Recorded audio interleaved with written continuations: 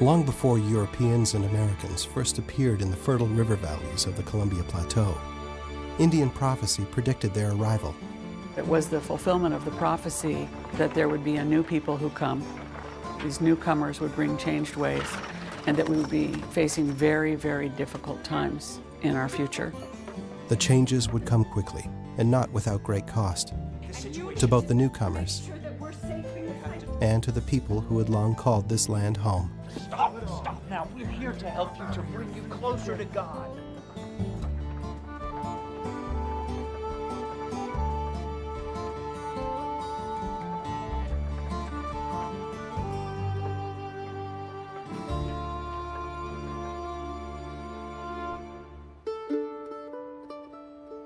In 1831, 4 Plateau Indians leave their villages in the Pacific Northwest and set their course for St. Louis, Missouri. A story emerges that they asked about the Christian Bible, the white man's book of heaven. They've learned about it from fur traders who have brought not just trade goods, but Christianity to the Columbia Plateau. There is a religious dialogue that takes place between Indians and fur traders. Indians asking questions about the white man's God, about the white man's book. These fur traders seem to have greater spirit power than their own, because they mostly did not get sick of smallpox and these other diseases that were ripping through the plateau periodically. Our people value spiritual and personal power very highly. I suspect that what some people came to say was education or reading and writing in the white man's power was what we sought, and others have said it was quite strictly the Bible. I suspect it was both. The story of this encounter is promoted during the Second Great Awakening, one of the biggest periods of religious revival in American history. A big part of the Second Great Awakening is once you're saved, you're not done. You are responsible for saving others. In some of the missionary newspapers, it said millions are heading to hell unless you can go out and help save them. The story spreads like wildfire. An editorial in the Christian Advocate calls for action. Let the church awake from her slumbers and go forth in her strength to the salvation of these wandering sons of our native forests. Among the first to heed the call is a newly married couple from upstate New York, Marcus and Narcissa Whitman. In the spring of 1836, 5 years before any immigrants cross the Oregon Trail, they part from friends and family and head west to Oregon country. The Whitmans, along with fellow travelers Henry and Eliza Spalding and William Gray, have been appointed by the American Board of Commissioners of Foreign Missions to bring Christianity to the Indians. And I will dwell in the house of the Lord forever. Marcus Whitman, a 33-year-old doctor, had long dreamed of doing missionary work. 28-year-old Narcissa had similar aspirations.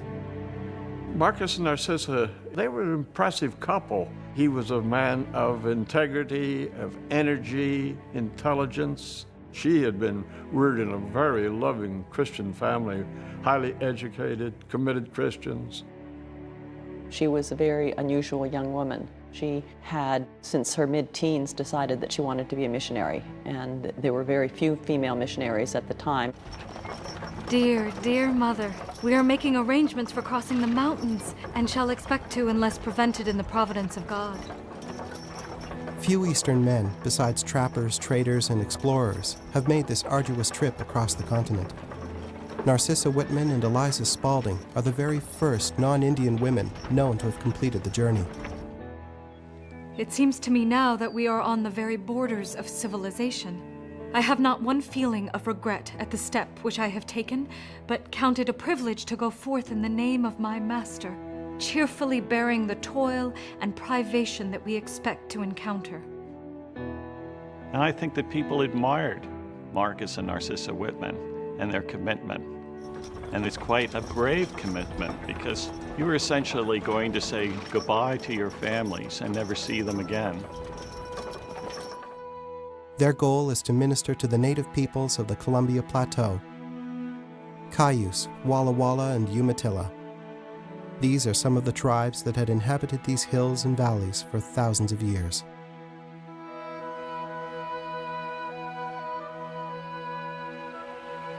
The Whitmans will be invited to build a mission among the Cayuse at a site on the Walla Walla River called Waiilatpu, the place of the ryegrass. We have but one heart with this land. There's a song that we have is Teach them the Tittite, the people of the land, that they're one in the same. We believe the Creator gave us this place to live.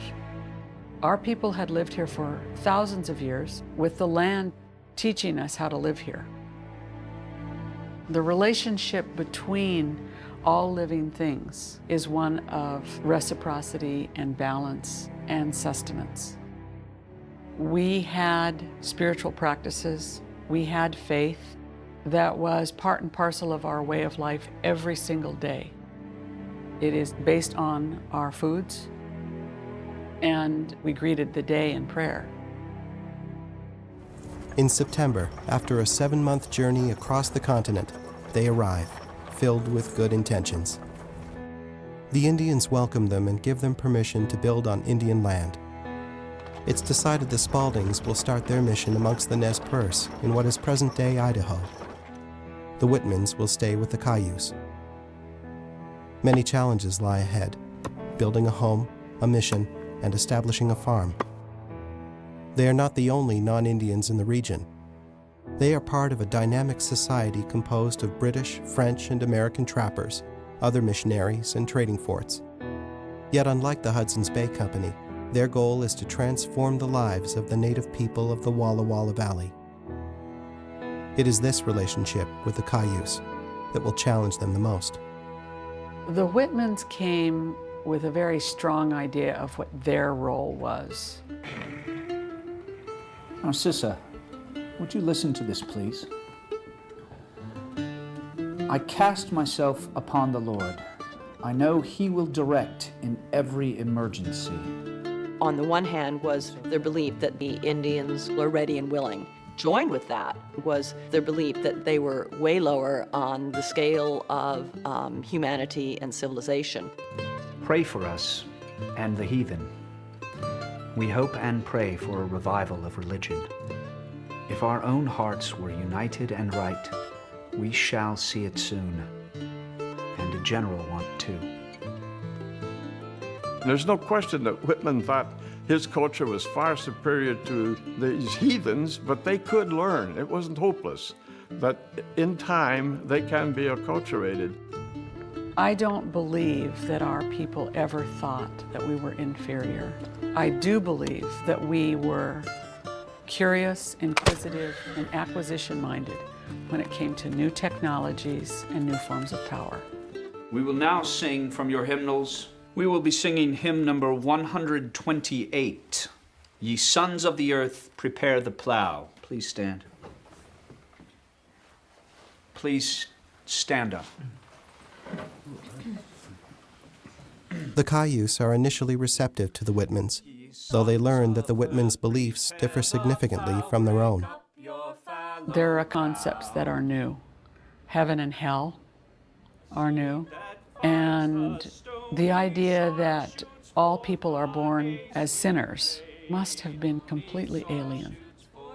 At first, the mission seems to go very well. The Indians are very interested. They want to learn.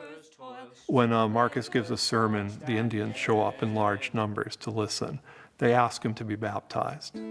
But within the first year, conflicts and miscommunications begin to mount. Neither speaks nor understands the other's language well. I think a lot of the problem between the Whitmans and the Indians begins with his preaching. From Ezekiel 18, verse 31. Make you a new heart and a new spirit, for why will ye die? The Indians lived in an oral culture, and in an oral culture, words are objects. Words have power. Words can hurt people. The Spirit of God may depart from you. The offer of life may be made no more. And this one more slighted offer of mercy may close up your account and seal you over for all time to the horrors of eternal death. So when Marcus says things like, you are all going to hell, which is, of course, a very popular thing for evangelical Protestants to say back then, The Indians heard it as, "I am sending you to hell." It was a very aggressive thing to say. If you desire in the job description for missionaries coming to our country, and they be nurturing, understanding, benevolent, and patient, they were none of the above. I believe they thought they were. By the end of the second year, the Cayuse are gaining an understanding of what the missionaries expect of them. For the Cayuse, Christianity was something that they could add to what they already believed. While we sought certain kinds of change that had to do with economic and spiritual power, we didn't seek all the ways that they required us to change and meet their criteria for being good human beings. The thorny ground is To the Whitmans, nothing less than eternity was on the line here. The Cayuse are on the brink of hell, and the Whitmans have given up everything to try and pull them back from that. The Cayuse and other Indians, as they lose interest in the missions, they vote with their feet. They simply stop showing up to the services. By 1841, 5 years after the Whitmans established the mission at Waiilatpu, a new movement is underway in America. The country's growing population begins spreading west. In the fall, 24 immigrants cross the mountains into Oregon country. The next year, 114 newcomers arrive. Immigration came as first a trickle, then a stream, then a flood. Others came behind that family, and others, and others, and others. When was it going to stop?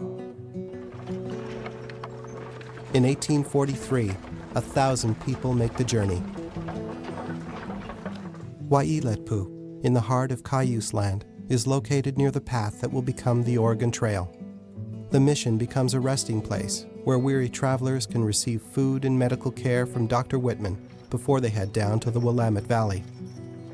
In the immigrants, Whitman finds a new purpose. Marcus begins writing that it's pretty clear that what God really wanted him in the Oregon Territory for was to help these immigrants, to help Americans claim Oregon for their own. The travelers from the east bring goods and livestock and new opportunities for native people to trade, but they also bring disease. The Cayuse are dismayed by the impact of whooping cough, dysentery, and influenza. It's the whole litany of 19th century white diseases hitting the plateau all at once, and hitting no one harder than the Cayuse. Dr. Whitman's treatments seem to work for the immigrants, but not for the Cayuse, who die from their illnesses. This ignites a fear that's been smoldering for some time, that Marcus Whitman, the medicine man, is poisoning the Indians. Marcus is angrily confronted by Cayuse chiefs on multiple occasions. We're here to help you, to bring you closer to God. Marcus, come sit with me. Sister, I You've don't know got how to to stand handle up it. to them. I have to be careful or I could make the situation worse. Don't trust them. We have to trust that we're in God's hands. We're doing His work. He will take care of us. Now pray with me. Whitman is shaken, but stays committed to Waiilatpu. Yea, though I walk through the valley of the shadow of death. In a letter after one encounter, Whitman describes the chief's accusations. He spoke of the Americans as having a design to obtain their country and property. And he spoke also of their being prepared with poison and infection to accomplish their purpose. You take our land and our food and take our beliefs away from us, we have a little bit of suspicion behind your motives. The Cayuse know the story. They know what's happened to Eastern Indians because Eastern Indians and mountain men have told them what happens. Wars, treaties, dispossession, decline in numbers, disease, all these things come with whites. The Indians make it very clear they want them gone. The mission isn't working as a mission. Why do they stay there? We will sing hymn number 115, Rock of Ages. Please stand. Missionaries don't return. It's a kind of life sentence, at least for the first half of the 19th century. If you came back, you were a failed missionary, and you lived under a kind of social stigma. The Whitmans had many warnings. Nez Perce, Cayuse, Walla Walla people all warned them. There were friends of the Whitmans who had warned that their fate was not a good one if they continued to stay. In August of 1847, the annual wave of immigrants begins to arrive, between 4,000 and 5,000 people.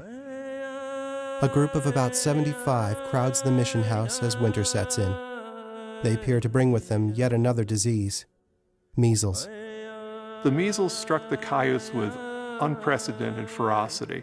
One estimate by one journalist said that it was as many as 6 burials a day, or 6 deaths a day, most of them children. 500 strong, the Cayuse were, that band of Cayuse, the Waiilatpu band. And to have over half, 250, die because of the measles. No one could stop it. Whitman could minister to the non-Indian children and they would recover. He would try to minister to Indian children and they would die. The Indians increasingly believed that Marcus had bad medicine, bad spiritual medicine and bad actual medicine, and was killing them. The Cayuse hold council meetings to decide what to do about Whitman. Some Indians want to kill the man they perceive as the evil doctor, but the people are divided.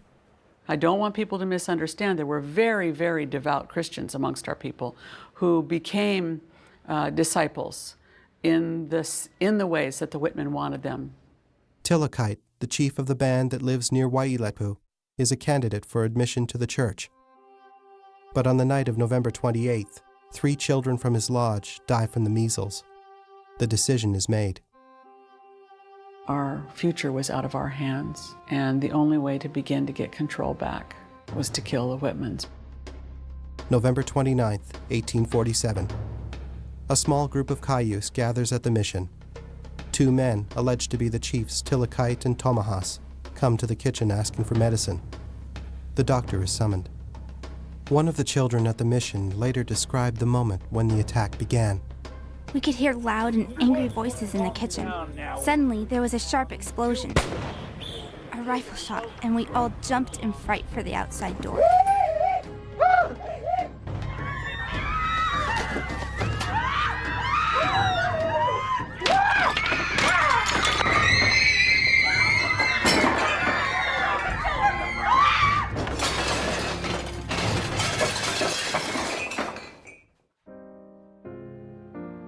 Marcus Whitman has been mortally wounded, struck in the back of the head with a tomahawk and then shot.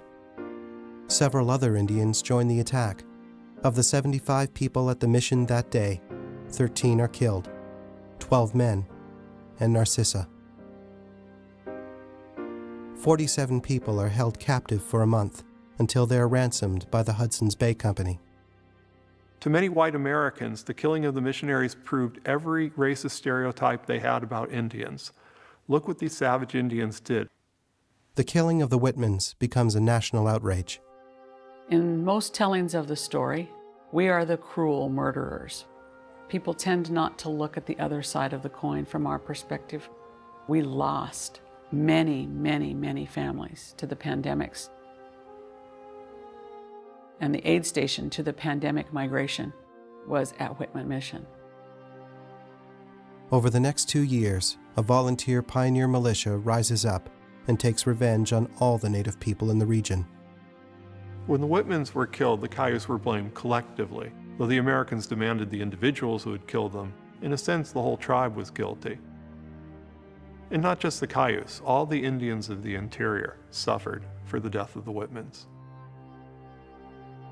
So by reputation, a once great people, great horsemen, great hunters, great warriors, a great culture, the Cayuse culture, was first decimated by disease and then the onslaught of slaughter that followed the Whitman killings. Next! Finally, in 1850, 5 Cayuse men, including Tilakite and Tomahas, surrender under pressure from tribal leadership. 5 feet and 3 inches. The military harassed our people until they came up with the 5 who were real innocent. When they were sitting in a jail down in Oregon City, they said, "Did not your God give up his life to save your people? This is what we're doing to save our people. We're tired of running. We're tired of being scattered throughout the country." I think they had a pretty good idea that they were not coming back, and they did not. On May 24th, all 5 men are convicted at trial, and sentenced to hang. The execution is reported in the Oregon Spectator. This closes another act in the sad and horrible tragedy of Waiilatpu. But the series of bitter events that claimed so many lives is far from over. The killing of the Whitmans was used as a justification for everything that Americans wanted to do in terms of taking land from Indians after that point. In the years that follow, there is no stopping the westward surge of homesteaders, adventurers, and prospectors onto Indian land in the Oregon Territory. In May of 1855, just 6 miles from Waiilatpu, a council is convened between the U.S. government and several tribes of the Columbia Plateau. After 2 weeks' deliberation, the tribal representatives reluctantly sign a treaty that carves up Indian land, making room for American immigrants. The Umatilla, Walla Walla, and Cayuse Indians are able to preserve a small portion of their lands as the Umatilla Indian Reservation.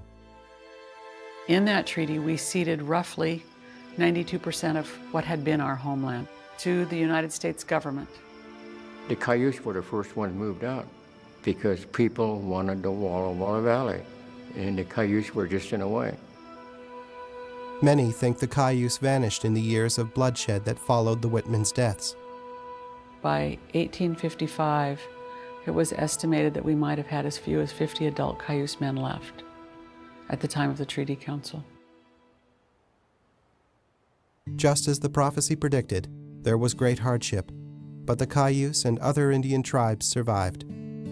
The difficult times absolutely were manifested in our lives for 150 years, and we're only now beginning to enjoy the possibility of becoming strong again. Though they are small in number, the Cayuse Indians continue to live on the land of their ancestors, amidst the rolling hills of the Columbia River Basin. The Walla Walla Valley now bears the imprint of the values that the Whitmans brought west. Farms cover the landscape, much as they did in the Whitmans' birthplace of New York State. The site of the Whitmans' mission can still be explored today. Walking through Waiilatpu, we can reflect on the meaning behind these tragic events that unfolded so many years ago in the place of the ryegrass. I think Americans have a tendency to be true believers and certainly to value their culture, to think that it is superior to others and that others throughout the world would benefit from the virtues of freedom and democracy. And I think it's that true belief that can prove blinding. And yet, that blindness is easy to understand if you really do think that you are superior. You cannot legislate change in people. You cannot require change in people. You can inspire change in people and invite change in people.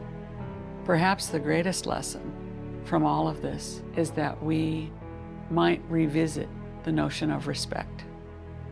How we respect one another, how we respect the planet we live on, how we take care of each other and the planet.